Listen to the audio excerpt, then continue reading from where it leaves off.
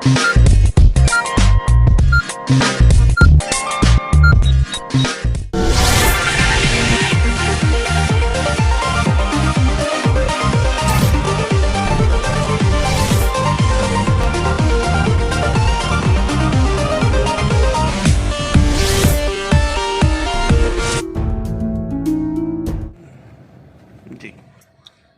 जी, आपका हमारे चैनल पे बहुत बहुत स्वागत है।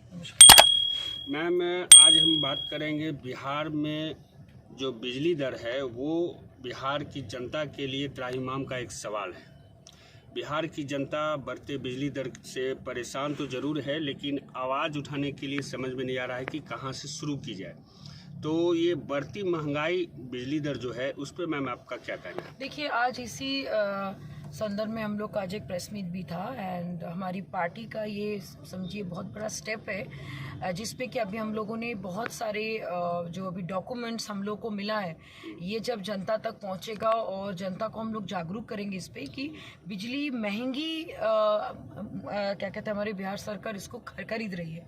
और अगर मैं बाकी राज्यों की बात करूँ, चाहे वो कोलकाता हो या फिर आपका झारखंड हो या फिर आपके मणिपुर, हिमाचल, सिक्किम, मेघालय हो, हर जगह में 1 रुपये से लेके 6 रुपया में जनता को बिजली उपलब्ध हो जाती है। वेयरएज बिहार, जबकि नीति आयोग के रिपोर्ट के सबसे गरीब राज्य में माना जाता है, वहाँ पे सबसे महंगी बिजली खरीदी भी जाती है और हम लोग को पर यूनिट 6 रुपया के आसपास पड़ता है। और मैं ऐसे बात नहीं करूँ, हमारे पास डॉक्यूमेंट है, मैं आपको दिखा सकती हूँ, आप देख सकते हैं डॉक्यूमेंट्स को। और इसमें और एक चीज़ है कि हम लोगों ने इस पे क्या कहते हैं, सरकार के तरफ से कुछ लोगों ने इस पे आपके पिटीशन भी फाइल हुआ है कि भाई इस पे कार्रवाई की जाए। इस लिंक पे अगर आप जाएंगे तो आपको सारी जानकारी मिलेगी। अभी सरकार क्या है कि 40% बिजली बढ़ाने की मांग करी कॉस्ट पे।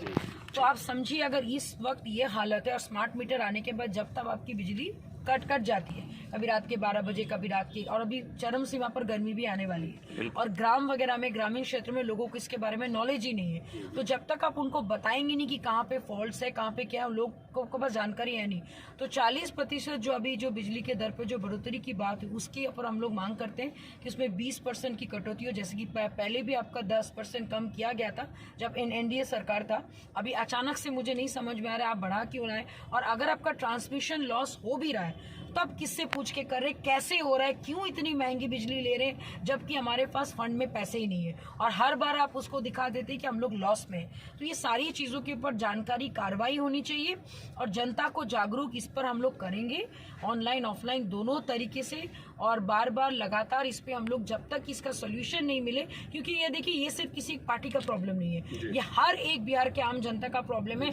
इसके भुक्तभोगी हम भी हैं, आप भी होंगे और आने वाले सारे लोग होंगे। तो ये एक जन समस्या है और इसका समाधान तभी होगा जब इसके बारे में हम लोग डिटेल में लोगों को बताएंगे विथ डॉक्यूमेंट्स, और हमारे पास वो सारी डॉक्यूमेंट्स है। मैं आपको एजुकेशन मिनिस्टर है, आपके ऊपर 4 सवाल है। पहला सवाल, इंफ्रास्ट्रक्चर बिहार में अभी तक क्यों नहीं है?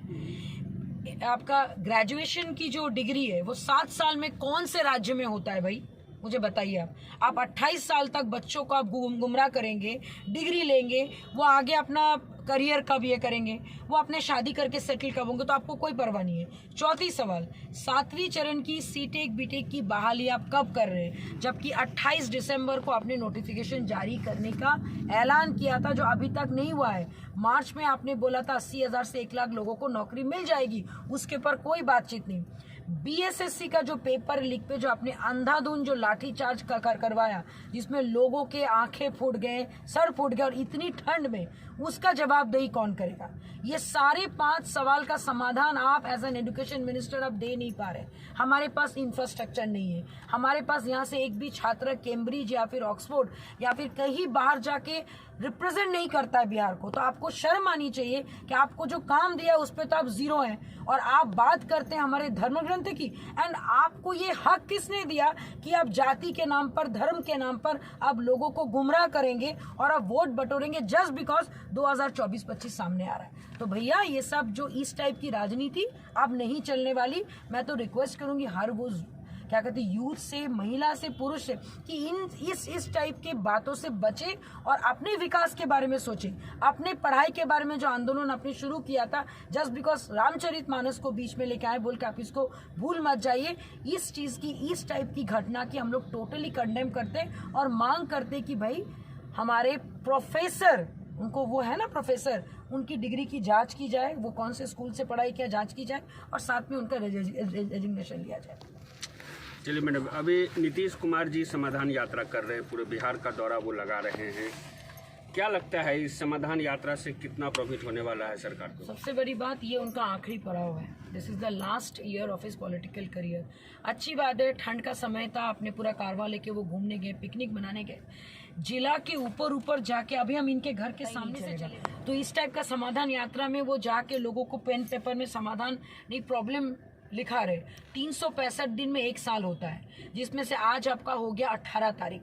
बचा कितना दिन है आप देखिए, 2024-25 में लोकसभा विधानसभा का चुनाव है। पहले से भी आपके पास इतने समस्याएं, हत्याएं, अरवल का केस, बक्सर का केस, हाजीपुर का केस, उसके बाद सीटेक, बीटेक, बीएसएससी, शराबबंदी का केस, एनएचआरसी का रिपोर्ट, ये समाधान के अलावा भी प्लस 16 दिन का जो भी आपका प्रॉब्लम है उसका आप समाधान करेंगे का? आप क्या दिखाना चाह रहे हैं? तो ये कुछ नहीं है, ये बस वो घूमने निकले हैं दिखाने के लिए कि वो समीक्षा कर रहे हैं। तो भैया हम लोग भी समीक्षा करेंगे 2024-25 में, और निश्चित तौर पर मुझे ऐसा लगता है कि इस बार ऑनरेबल सीएम साहब जिस ढंग से अपने आप को, अपने जनता को धोखा दिए, मुझे नहीं लगता दोबारा वो वापस आने वाले। तो ये टोटल फेलियर है, समाधान यात्रा इज टोटल फेलियर, क्योंकि एटलीस्ट कम से कम उन्होंने ये तो माना कि प्रॉब्लम है, तभी वो समाधान करने निकले।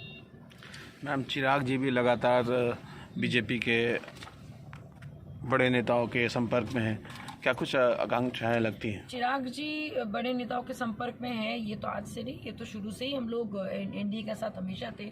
और अच्छी बात है कि अभी वो केनिया और आपके तंजानिया की यात्रा में गए, और बड़ा अच्छा लग रहा है देख के कि एक यूथ नेता, युवा नेता उस प्लेटफॉर्म में गए हैं। तो कम से कम बिहार के युवाओं के अंदर में एक विजन जागा कि हम भी आज नहीं तो कल बिहार को, भारत को रिप्रेजेंट कर सकते हैं। तो एंड रही बात क्या कहते हैं आगे का उनका भविष्य की, अगर आप बात करें तो डेफिनेटली 2024-25 में वो एक बहुत ही स्ट्रॉन्ग कंटेंटर है एज अ सीएम।